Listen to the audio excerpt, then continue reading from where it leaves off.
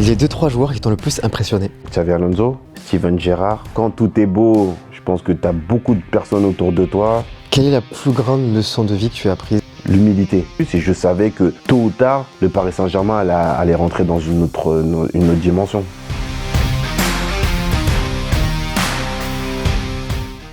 Bon, Sissoko, comment ça va? Ça va très bien, merci. Merci d'être là. Ça fait un moment qu'on voulait te rencontrer, t'interviewer. On va parler de toute ta carrière, de ta vie. On va commencer par le début. Comment est-ce que tu fais tes débuts dans le foot? Première fois que tu frappes dans un ballon, est-ce que c'est la famille qui t'incite? Est-ce que c'est des proches? Non, ça s'est fait tout naturellement. C'est vrai que moi, dans mon quartier, le sport numéro 1, c'était le football. Donc à partir de là, voilà, j'ai fait toutes mes classes, voilà, j'ai pris du plaisir en jouant dans la rue. Et ensuite, de fil en aiguille, je me suis développé dans la rue. Et après, à partir de là, j'ai été repéré dans des structures un petit peu plus pro. Est-ce qu'à tes débuts déjà, tu pensais à être pro, ou est-ce que c'était juste la passion et puis au fil en aiguille, c'est venu? Non, moi, mon objectif, c'était de devenir footballeur professionnel. Je me suis donné justement tous les moyens pour pouvoir y arriver. Et c'est vrai que dès petit, j'étais conditionné en tout cas à en vouloir faire mon métier. J'ai vu que tu avais été attaquant avant d'être milieu. Ça te plaisait plus qu'être milieu ou... Non, bah écoute, en fait, c'est vrai que moi, je jouais plus sur un poste offensif quand j'étais jeune. J'ai fait toutes mes classes en tant qu'attaquant, deuxième attaquant, numéro 10, relayeur.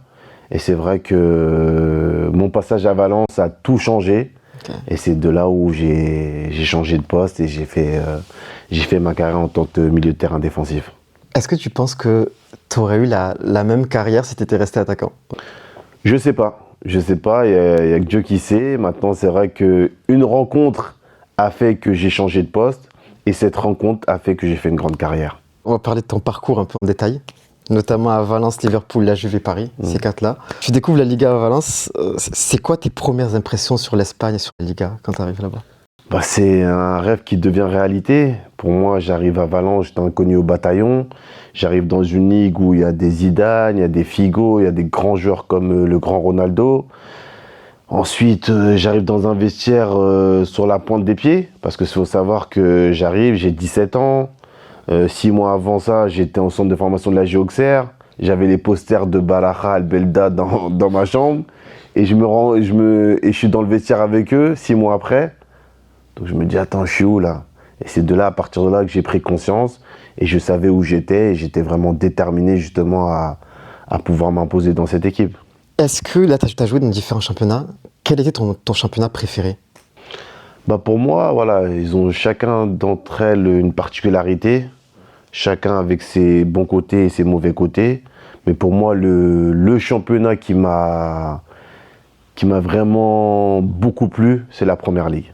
Justement, on va parler de la Première Ligue. Donc Liverpool, j'ai vu de 2005 à 2008. Ouais. Tu rejoins un effectif incroyable. Je vois Morientes, Carragher, Xavi Alonso et t'as Benitez en coach, c'est ça? Ouais, c'est ça. Est-ce que tu peux nous parler de cette période-là? Est-ce que tu as été bien reçu? Comment ça se passe ton changement? J'ai été très bien reçu. Je pense que dans la continuité de ce que j'ai fait à Valence, j'arrive dans une grande équipe comme Liverpool avec des grands joueurs comme Steven Gerrard, Xavi Alonso, Carragher et d'autres. Moi, j'arrive dans un nouveau vestiaire justement avec un autre statut. Okay. Parce que déjà à Valence, j'avais quand même fait mes preuves. J'arrive dans un nouveau vestiaire où je dois encore faire mes preuves, mais déjà j'arrivais avec un statut complètement différent. Donc pour moi, c'était pas un grand chamboulement, c'était juste dans la continuité de ce que j'avais pu faire à Valence. Je suis arrivé à Liverpool et j'ai fait le taf. Selon toi, quelles étaient tes meilleures années? Est-ce que c'était ta période à la Juve? Est-ce que c'était ta période à Paris, à Liverpool? Si tu devais choisir le pic de ta carrière, ou toi en termes d'appréciation personnelle? À titre d'appréciation personnelle, je pense que je dirais, où j'étais vraiment au summum de ma carrière, je pense que c'était Liverpool. Est-ce que ça t'a manqué à des moments, peut-être quand tu as quitté Liverpool ou quoi? Est-ce que cette période-là te manquait ou tu t'es dit non, la page c'est Non, moi je suis un mec, voilà, je calcule pas, je vais de l'avant, il y a des choses qui se passent, tu es obligé de les accepter parce que ça fait partie de ton destin. Et après, à partir de là, voilà, je vais de l'avant. De Liverpool, je signe dans un autre grand club comme la Juventus, avec des grands joueurs, dans un grand stade, avec des grands noms. Donc voilà, tout s'est fait petit à petit, étape par étape. Et au final, quand je regarde toute la globalité de ma carrière, je suis béni, je suis béni. Comment était la vie en Italie, justement? Parce que tu pars à la Juve après, tu restes quelques saisons. Comment ça se passe? Parce que pareil, en fait, tu vas de gros vestiaires en gros vestiaires. Ouais. Encore, tu dois t'adapter, c'est une nouvelle langue. Voilà, au final, je suis parti de la France, je suis parti en Espagne, je parle espagnol. Maintenant, après, je suis parti en Angleterre, je parle couramment anglais. J'arrive en Italie, je m'adapte et je dois parler italien coûte que coûte. Donc pour moi, tu dois t'adapter. Tu dois t'adapter, tu dois être respectueux du vestiaire qui était là avant, mais en ayant une pensée de vouloir tout éteindre au final. Donc c'était ça ma devise. Et à partir de là, voilà, j'ai fait le boulot. Mais en tout cas, en ce qui me concerne, j'ai beaucoup apprécié le vestiaire de la Juve parce qu'il y avait au-delà du fait que ce soit des grands joueurs, c'était des très grandes personnes. Et c'est pour ça que j'en garde des bons souvenirs. Quel a été on va dire le vestiaire le plus dur ou l'endroit où c'était le plus dur de s'adapter en fait? Parmi l'Espagne, Paris. Bah, tu sais, quand tu as des grands vestiaires et des grands noms, le respect, il faut aller le gagner. Et aller gagner le respect, c'est sur le terrain. Donc, quand tu fais des bonnes performances, automatiquement, tes coéquipiers s'ouvrent plus à toi et te donnent beaucoup plus de respect. Donc, c'est ce que j'ai fait. Et au final, voilà, ça s'est bien passé dans tous les vestiaires que j'ai pu connaître. Ensuite, tu pars à Paris. Qu'est-ce qui t'a marqué au PSG en fait quand tu arrives? Je sais pas, est-ce qu'il y a des choses que tu as trouvé différentes ou est-ce que non, les pays changent, les langues changent, mais au final c'est pareil? Bah, j'arrive au Paris Saint-Germain où c'est complètement différent de ce que j'ai pu connaître. Parce que quand tu étais à Valence, voilà, il y avait c'était comme un grand club en Espagne. Tu arrives à la Juve, grand club, Liverpool, grand club. Et c'est vrai qu'au Paris Saint-Germain, il y avait des manquements. Il y avait des manquements sur comment aborder les matchs, comment le professionnalisme, tout ça. Et j'ai vu clairement la différence quand les Qataris sont arrivés. Et à partir de là, on est rentré dans une autre dimension. Moi, j'étais prêt parce que le projet qui m'a été proposé, voilà, on m'a dit clairement ils avaient pour ambition justement de faire de Paris un plus grand club de ce qui était.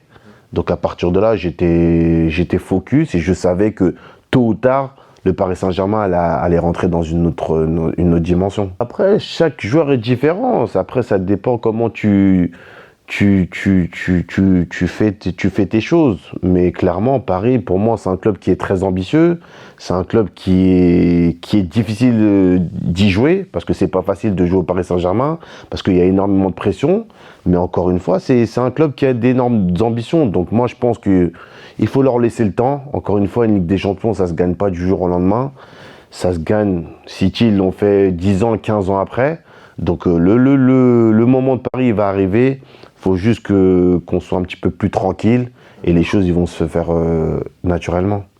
La saison 2012-2013, je vois que tu côtoies Ibra, je sais pas si je me trompe, Ouais. Ancelotti, Ouais. il y a Beckham aussi qui était là, j'ai vu. Beckham, moi quand je pars en prêt, il arrive. Ouais. Ok. Ouais. Verratti aussi à ta période. Ouais. Comment c'est dans le vestiaire avec tous ces joueurs qui arrivent, ce coach aussi? Non, c'est un bon vestiaire. Hein. C'est un bon vestiaire que des joueurs que j'avais déjà côtoyés en Italie. Donc Ibra, il arrive avec une grosse personnalité. Ancelotti, il arrive avec tout son charisme et son aura. Donc on voit clairement au fur et à mesure du temps que le Paris Saint-Germain prend une autre dimension en faisant venir des grands joueurs et avec un grand entraîneur. Donc pour moi, on était dans la continuité de ce qui se disait et des ambitions qu'il comptait faire. Je vais te poser maintenant quelques questions plus personnelles par rapport à ta carrière. Quel était le moment le plus difficile de ta carrière? Bah, les blessures. Les blessures pour un footballeur, c'est triste. Et moi, je pense que c'est les blessures qui m'ont rendu très triste dans mon évolution.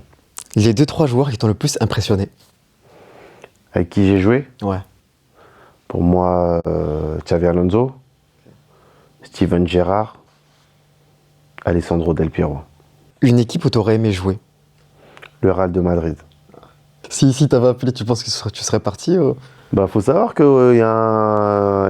on m'avait appelé, Mourinho il m'avait appelé, mais malheureusement, pour cause de blessure, j'ai pas pu les rejoindre.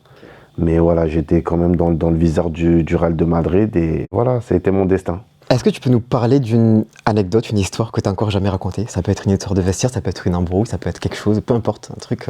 Bah, je pense que ouais, des anecdotes, il y en a énormément. Après, il y a une anecdote qui a fait énormément de bruit en Angleterre. C'est une demi-finale de Ligue des Champions, si mes souvenirs sont bons.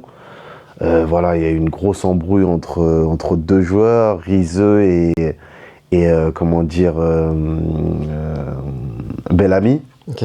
Et c'est vrai que quand j'ai assisté à cette embrouille-là, c'était vraiment, vraiment, vraiment chaud.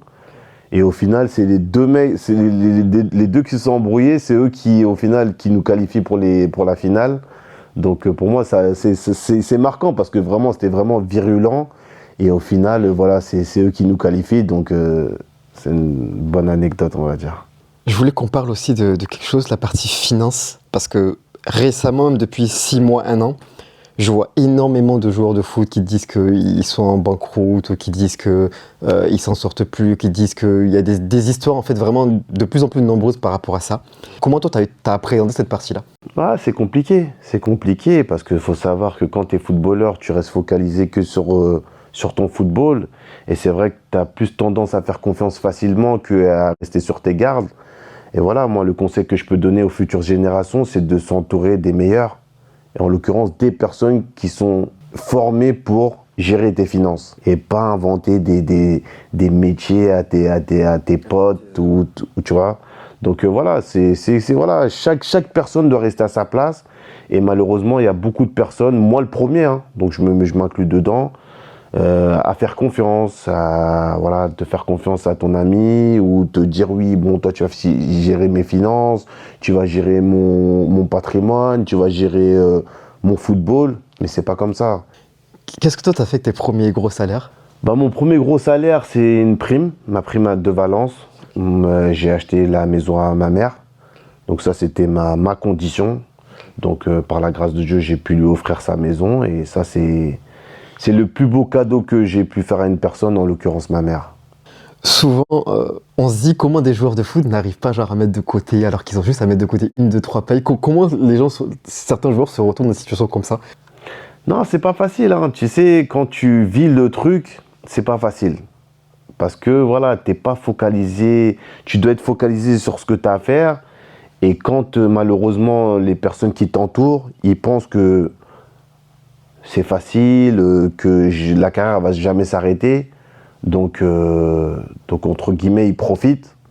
Et après, à partir de là, c'est pour ça que malheureusement, beaucoup de joueurs ou de sportifs de haut niveau se retrouvent sans rien. Mais encore une fois, je pense que les sportifs de haut niveau, ils n'ont pas justement assez de conseils. Même l'après-carrière, malheureusement, il n'y a pas de structure qui t'oriente ou qui te pousse à faire d'autres choses. Je pense qu'il y a ta vie de footballeur et il y a l'après-football et il faut se préparer. Je voulais aussi qu'on parle d'un deuxième aspect que là, ces temps-ci, on évoque énormément, c'est la partie psychologique. Comment on faisait à l'époque, à ton époque, peut-être il y a une dizaine d'années, quand on avait un souci psychologique, qu'on n'était pas bien, qu'on était en dépression, qu'on était ou autre, c'était quoi la solution que vous aviez? La solution, c'était dur. Parce que moi-même, je suis passé par là. Et je peux te dire que c'était pas facile à supporter.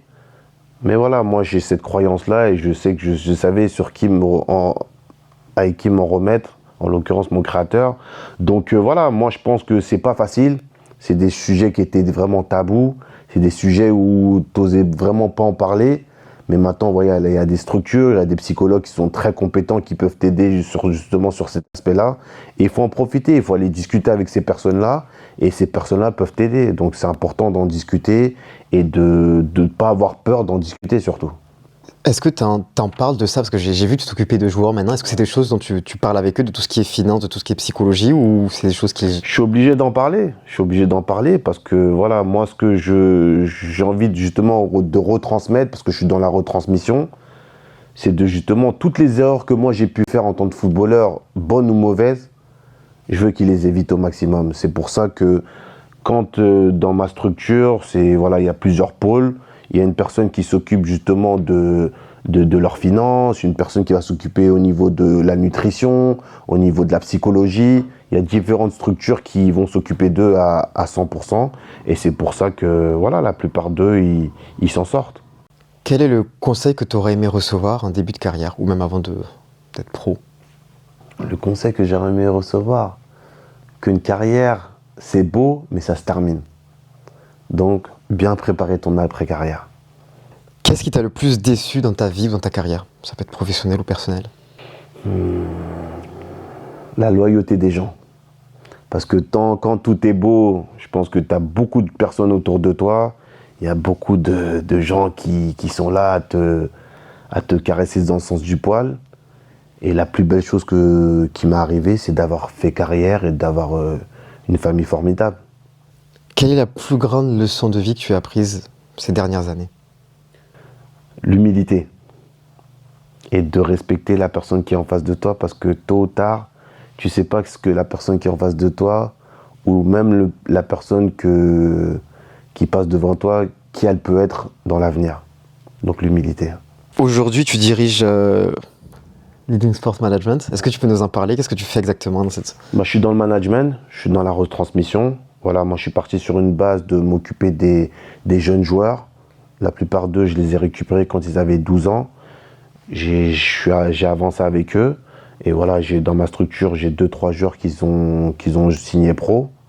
Donc voilà, moi je suis dans l'accompagnement, on essaye, moi et mon équipe, parce que je ne suis pas seul, de vraiment les accompagner, de leur donner les bons outils justement pour pouvoir faire grande carrière, et surtout avec des valeurs et beaucoup de compréhension, parce que le foot c'est dur, c'est un long cheminement et il faut respecter les étapes.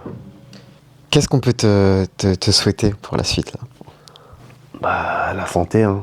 La santé, le bonheur, et que ma structure elle puisse se développer à l'international et que je puisse faire grandir encore les futures générations et justement leur donner toute mon expertise et tout mon savoir-faire et tout mon vécu pour que justement un jour, on puisse aller l'accompagner sur son premier ballon d'or ou une Ligue des Champions. C'est ton objectif? C'est ce que tu aimerais pour ta structure? C'est mon objectif.